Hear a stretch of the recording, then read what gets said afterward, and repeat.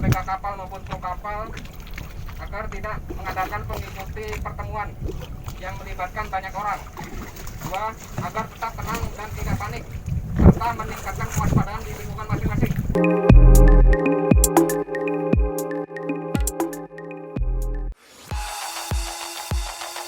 Gencarnya edukasi dan pembinaan kepada nelayan oleh anggota Polair Polres Pandeglang mulai membuahkan hasil.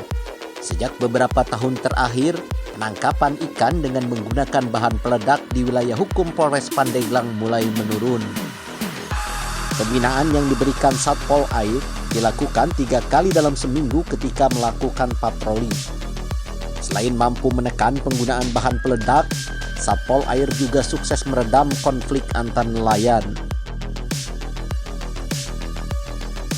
Dulu, nelayan di Pandeglang sering melakukan tindakan anarkisme terhadap sesama nelayan, seperti pembakaran alat bagan atau bertarung sesama nelayan. Patroli kita jadwalkan seminggu 3 kali untuk perairan wilayah dari Tanjung Lesung sampai ke arah Carita. Untuk daerah yang tidak terjangkau karena memang gelombang tinggi, untuk kapal kita tidak bisa menjangkau karena kekuatannya berbeda dengan kekuatan dari alam ya. Masih kecil, C3. Tipenya C3, jadi belum bisa untuk menjangkau gelombang tinggi. Kalau yang selama patroli dilihat gimana nelayan ini? Untuk patroli sementara ini alhamdulillah untuk kegiatan-kegiatan alat tangkap seperti bom sudah tidak ada lagi. Mungkin saya analisa sudah menurun dari tahun-tahun kemarin.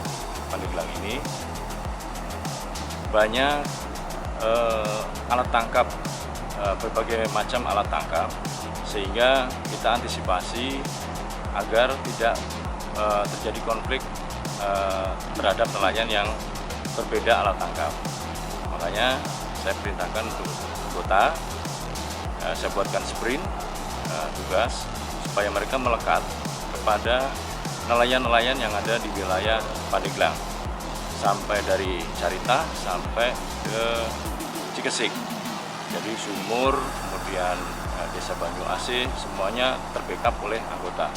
Jadi sekecil apapun itu permasalahan konflik yang ada di nelayan, segera dilaporkan ke anggota yang melekat di nelayan tersebut, sehingga kita bisa langsung mengantisipasi atau menyelesaikan setiap permasalahan. Tidak sampai kejadian-kejadian yang sudah terjadi dulu, sempat ada yang dibakar, sempat ada yang dirusak, kemudian ada yang disandera nelayannya.